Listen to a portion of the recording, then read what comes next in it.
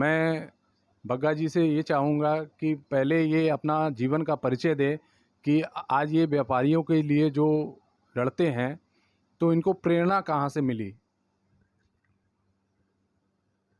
राष्ट्रीय वरिष्ठ संगठन मंत्री एवं वाराणसी व्यापार मंडल अध्यक्ष अजीत सिंह बग्गा। मेरे जीवन की शुरुआत आज से 30 साल पहले व्यापार मंडल में हुई थी।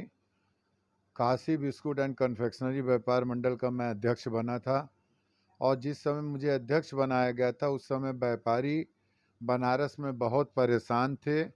उनका दोहन हो रहा था, भ्रष्टाचार हो रहा था, वो व्यापार नहीं कर पा रहे थे। कुटीर उद्योग, कुटीर व्यापारी एकदम त्रस्त हो गए थे। तो उन्होंने मुझे अध्यक्ष बनने का ऑफ़र किया था।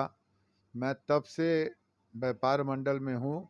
आज भी काशी बिस्कुट का अध्यक्ष हूँ और इसके साथ साथ मैं बनारस के वाराणसी व्यापार मंडल का अध्यक्ष हूँ और 50 से 60 व्यापार मंडल मेरे साथ हैं और 13 शाखाएँ हमारे साथ हैं। उड़ाका दल, युवा मंडल, महिला मंडल, न्याय मंच, उपभोक्ता मंच, अल्पसंख्यक व्यापार प्रकोष्ठ, पूर्वांचल सिख व्यापार मंडल, पूर्वांचल महिला व्यापार मंडल, 13 शाखाएँ मेरे साथ हैं। और इतना बड़ा व्यापार मंडल आज की तारीख में मुझे लगता है शायद यूपी बिहार में कहीं नहीं है।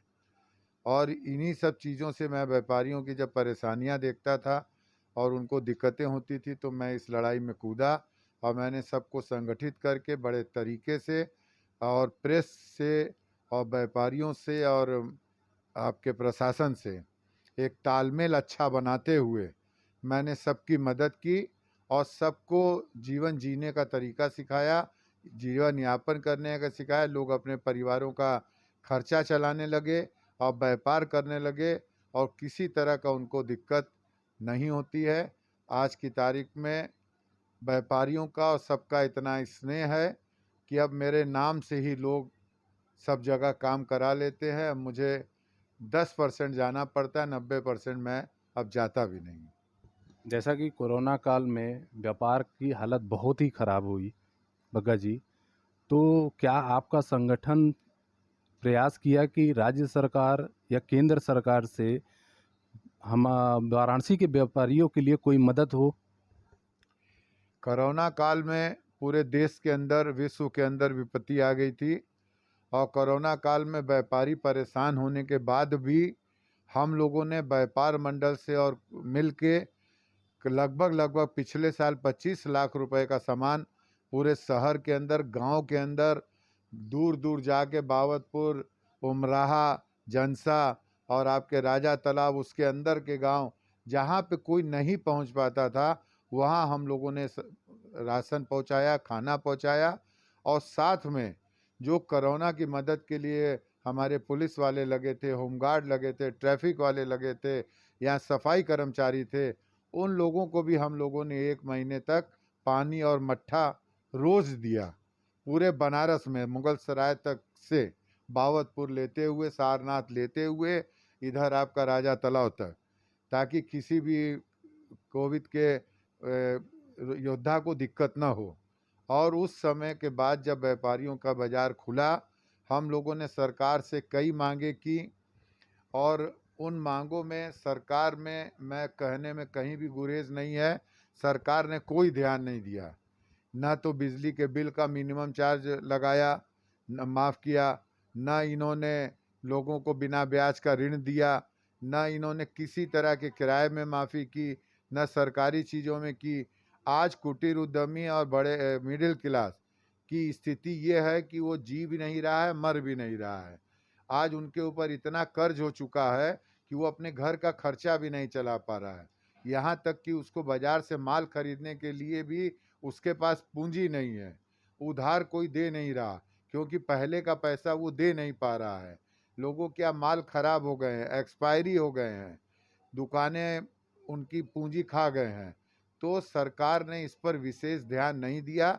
हम लोग लगातार लड़ाई लड़ते रहे, अपनी मांग भी करते रहे और दोबारा जो कोविड आया इसमें हम लोगों ने आगे बढ़कर खुद ही बनारस में लॉकडाउन कराने की मांग की थी, जो कि महीनों 1.5 महीने तक चला और उसके बाद व्यापारियों ने खुलवाया भी इसको, लेकिन उसके बाद भी सरकार ने किसी भी तरह का व्यापारियों को, कुटीर उद्योगों को, मध्यम क्लास को कोई सहयोग नहीं दिया। जैसा कि बग्गा जी, हम दूसरी लहर से निकल चुके हैं और तीसरी लहर की आशंका जताई जा रही है। अगर ये तीसरी लहर आई और फिर से ही व्यापार पे ऐसे ही बंदिशें लगी, तो व्यापार का क्या होगा और व्यापारी का क्या होगा? तीसरे लहर का जिस तरह से हल्ला मचा हुआ है, व्यापारी सब डरे हुए हैं, कोई भी माल खरीद नहीं रहा है, क्योंकि अगर आप रेडीमेड ले लीजिए, जूता ले लीजिए, कोई भी चीज़ ले लीजिए, वो सामान जब आप खरीद लिए तो वो पुराना हो जाएगा, उसके डिज़ाइन पुराने हो जाएंगे, वो बिकेगा नहीं। तो अब लोग डर के मारे माल नहीं खरीद रहे हैं, थोड़ा थोड़ा माल ले रहे हैं और सभी लोग परेशान हैं। आज की तारीख में 2014 के पहले जितनी प्रॉपर्टियां बिकती थी, आज उससे 100 गुना ज़्यादा प्रॉपर्टियां हमारे यहाँ बिक रही हैं। लेने वाला कोई नहीं है और सरकार की नीतियाँ जिस तरह से चल रही हैं, व्यापारी बर्बाद हो जाएंगे और महंगाई चरम सीमा पे है। चाहे पेट्रोल ले लीजिए, अनाज ले लीजिए, प्लास्टिक ले लीजिए, हर चीज़ के दाम आग लगे हुए हैं। व्यापारी अपने घर का खर्चा लोग नहीं चला पा रहे हैं। गैस को ले लीजिए। तो आने वाले समय में अगर तीसरी लहर में भी ये हाल हुआ तो मुझे लगता है कि व्यापारी जान देना शुरू कर देंगे, मरने लगेंगे और सरकार केवल वोट की राजनीति करती रह जाएगी। क्या इस वर्तमान सरकार से व्यापारी खुश हैं? यह सरकार व्यापारियों की कही जाती है और व्यापारी इस सरकार से बहुत खुश थे, परंतु इस दोनों कोविड काल में जिस तरह से सरकार ने व्यापारियों के साथ व्यवहार किया, वो बहुत ही अच्छा नहीं रहा और व्यापार के लिए और जीवन यापन के लिए बहुत ही बेकार रहा। फ्री राशन बांट देना, लाल कार्ड वालों को दे देना, 1,000 रुपया महीना दे देना से सारे लोगों को नहीं मिल गया। चंद मुट्ठी भर लोगों का काम चला और उससे पूरा जीवन नहीं चल सकता है। व्यापारियों की जो मूलभूत समस्या थी उसको सरकार को दूर करना चाहिए। बिना ऋण के ब्याज के ऋण देना चाहिए और ब्याज, बिजली में, किराए में, हर चीज़ में माफ़ी करनी चाहिए।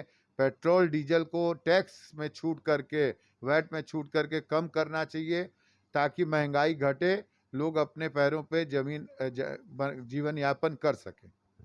केंद्र सरकार ने पिछली बार 20 लाख करोड़ का बजट जो सैंक्शन किया था, क्या वो काशी के किसी व्यापारी को लाभान्वित किया? केंद्र सरकार की योजनाएं तो बहुत सी आई, पर वो धरातल पे नहीं है। धरातल पे केवल वही योजनाएं हैं जो उज्ज्वल योजना गैस वाली हैं या जलकल वाली हैं। इस तरह करके थोड़ी बहुत योजनाएं हैं या मकान बनाने की हैं गांव में। लेकिन जो बैंकों से ऋण व्यापारियों को मिलना चाहिए था, उसमें बैंक वालों ने इतना लोगों को परेशान किया कि अगर 1,000 फाइल लगी है तो 10 फाइलों में उनको मिला है। 990 तो हार के अपनी फाइलें उठा के ले गए और ये बैंक वालों ने पैसा नहीं दिया और भ्रष्टाचार तो चरम सीमा पे रहा।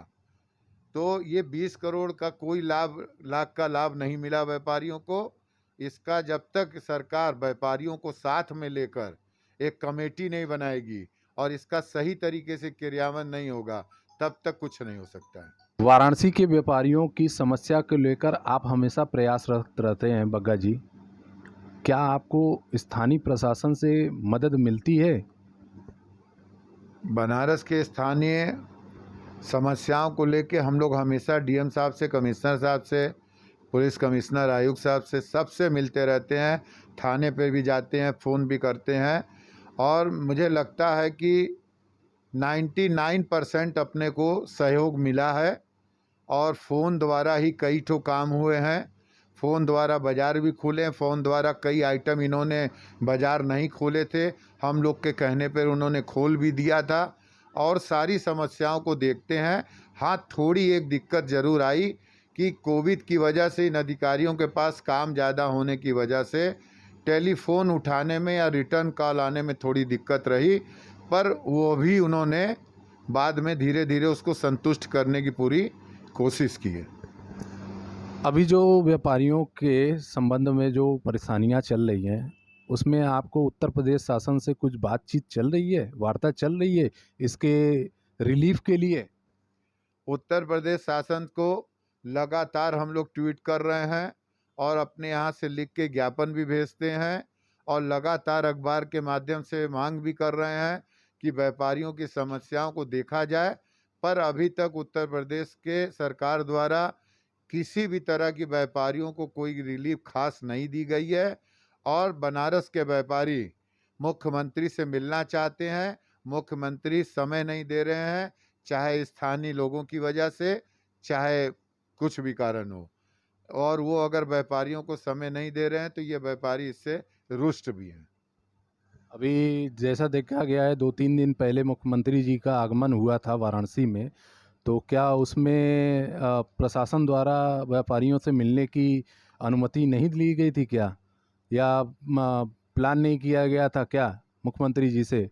क्योंकि आज जो समस्या व्यापारी को लेकर है, उसमें कहीं न कहीं भाई हमारे सूबे के वो मुखिया हैं, तो व्यापार की इस हालत के लिए और चूँकि आप वाराणसी को लीड करते हैं, व्यापारियों को लीड करते हैं, तो क्या आपकी आवाज़ पहुँच नहीं पा रही है क्या उन तक?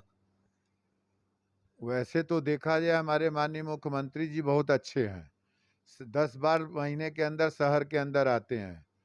हम लोगों ने कई बार यहाँ के प्रशासन को कहा, एलआईयू को कहा, मुख्यमंत्री जी क्या ट्वीट किया, उनके नंबर पे फ़ोन किया। हर बार यही कहा जाता है, अच्छा देख रहे हैं, अच्छा इस बार आपसे बात होगी। लेकिन हम लोगों को अभी तक उन्होंने बात नहीं किया।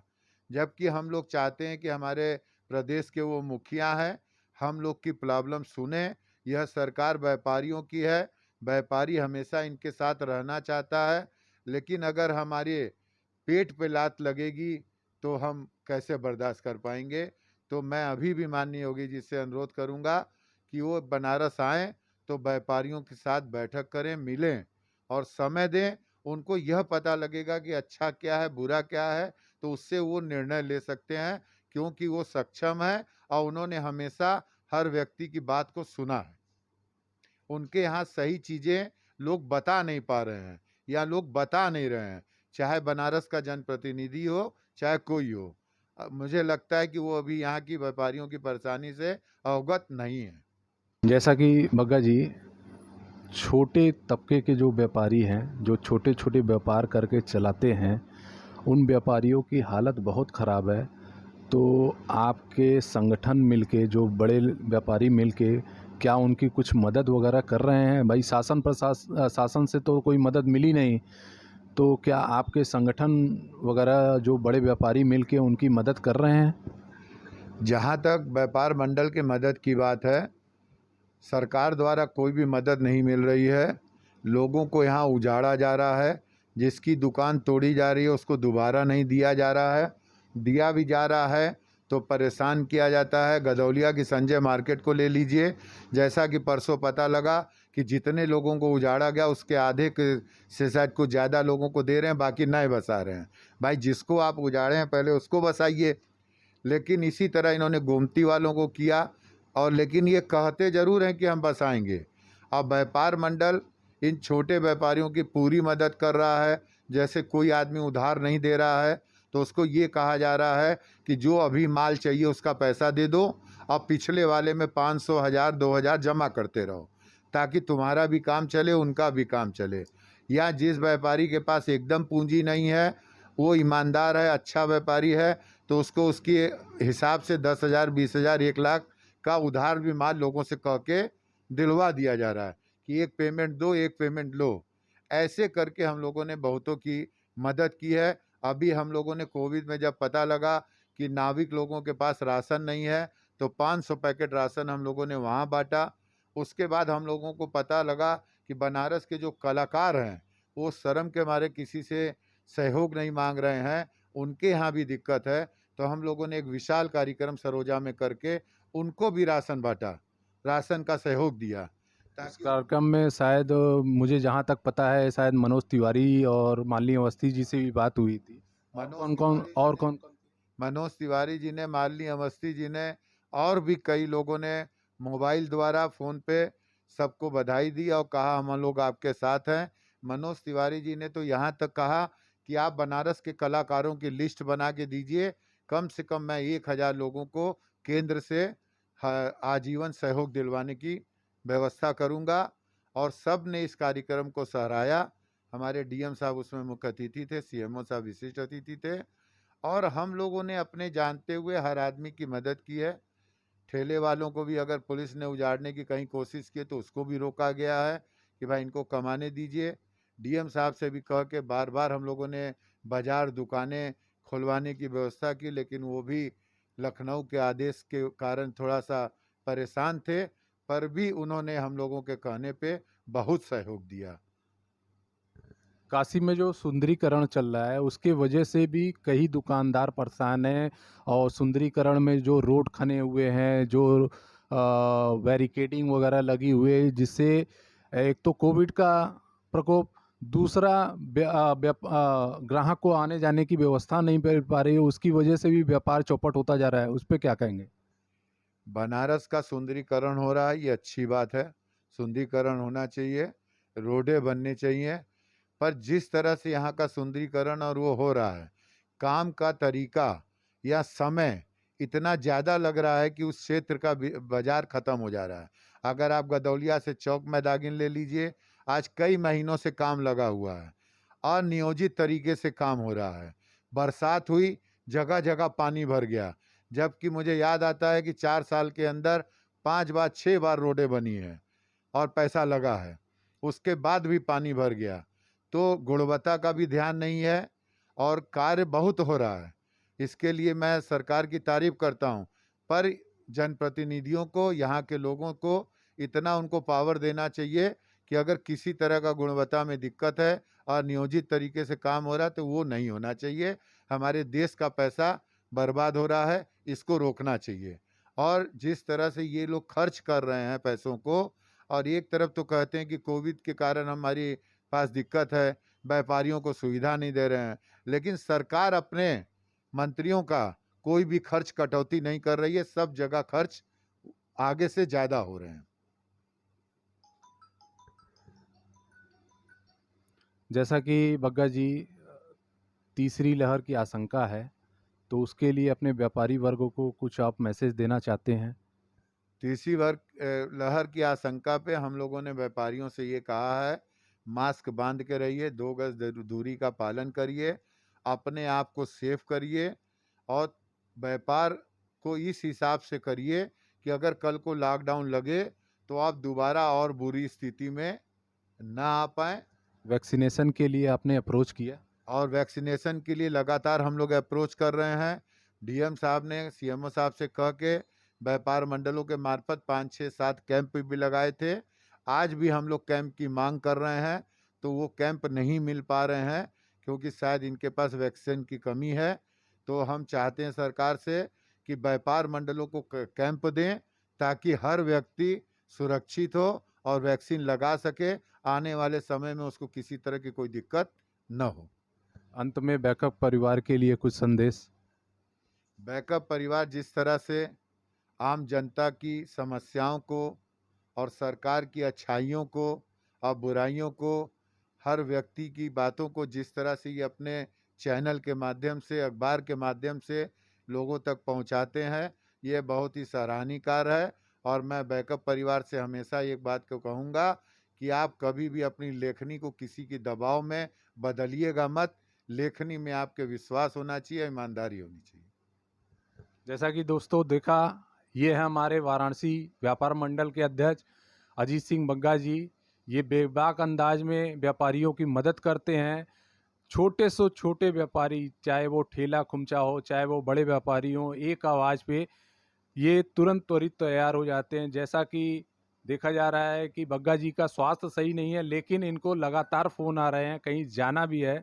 तो इसी के साथ दोस्तों हम आपसे अलविदा लेते हैं, और इसी तरीके से हम वाराणसी की कई शख्सियतों से आपसे इस कार्यक्रम में मुलाकात व्यक्ति विशेष में कराते रहेंगे। हमारे चैनल को सब्सक्राइब जरूर करिएगा। वीडियो पूरा देखने के लिए धन्यवाद। जय हिंद, जय भारत।